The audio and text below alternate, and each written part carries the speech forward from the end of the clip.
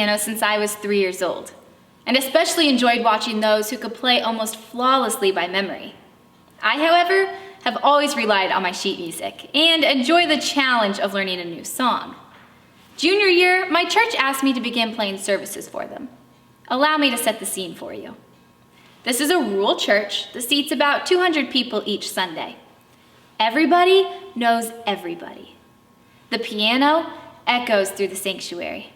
However, it sits at the front of the room with a spotlight on the pianist.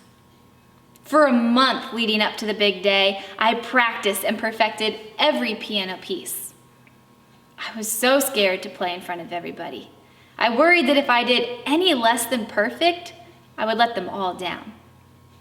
So when the big day came, I arrived to church an hour before anyone else, so that I could relax. Finally, I took a deep breath and began playing the first hymn, What a Friend We Have in Jesus. Everybody stood to sing. 200 people were following my lead. As I rounded the end of verse 2, I began thinking, what if I mess up? You could probably guess what happened next. I messed up. But not just a note or two. I completely stopped playing. And everyone just kept singing. In this example, I was in the spotlight and wished that I was not. I stood out, but needed confidence. In this next example, I'll share with you a time that I had confidence, but needed to work hard to stand out. In the summer of 2018, I was asked to be in the Miss Logan County Fair Queen pageant. At first, I gave a strong no. There was no way I could walk on stage in front of my 4-H and livestock friends. But the more I learned about fair pageant systems and how agriculture-oriented they are, I decided this was a new opportunity for me to step out of my comfort zone. So I turned in my application, attended the practices, and got to know the other contestants. These ladies were nursing students, future agriculture teachers, and athletes. In the week leading up to the pageant, it had been raining a lot, and the fairgrounds quickly became muddy. Exciting for a demolition derby, not for the bottom of pageant gowns. I was excited to learn that the pageant had been moved from the grandstand stage to the livestock show barn. This added just one more level of comfort to a new experience. I was confident in my speech and interview, but I was still nervous for the unknown and how I was supposed to set myself apart from the other contestants. How was I supposed to be in the spotlight?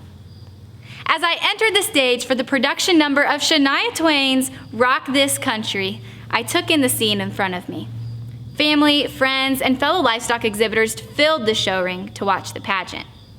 After the dance, the thunderous applause fueled the excitement in us, the contestants, and any nerves washed away to a fun evening.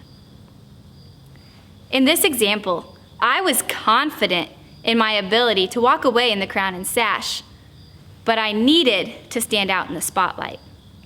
Now that we have run the parallel between spotlight and no spotlight, allow me to show you how to embrace the nerves and find joy in being confident. When I was playing the piano, what made me nervous was being in the spotlight.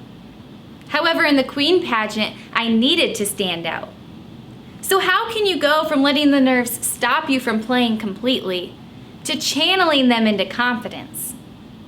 Whether you were in the spotlight and wish you weren't, or striving to stand out, your confidence must shine through. I remember entering the FFA Creed speaking event my freshman year. I was nervous, doubtful, and overthinking. So I turned to my mom for a pep talk. She said, "Molly, I am so glad you are nervous."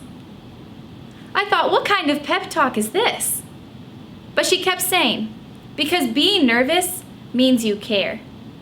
You care about the hard work you put into the 5 paragraphs, and you care about the opportunity to represent your home chapter. So embrace the nerves, turn them into excitement, and be confident.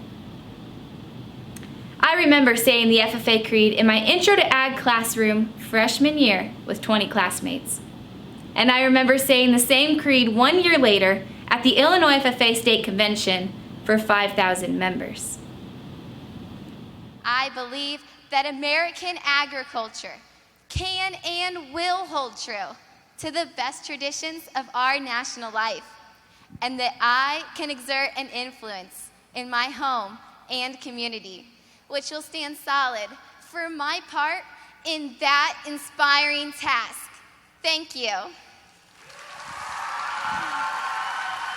The nerves and pounding heart were the same both in my ag classroom and on stage at state convention. The difference 1 year later is that I knew how to turn the nerves into excitement, and I was confident. Whether you are leading or following, speaking or listening, coming up with a new idea, or helping a teammate put theirs into action, you must be confident. So here's the solution. Embrace the nerves, turn them into excitement, and then be confident.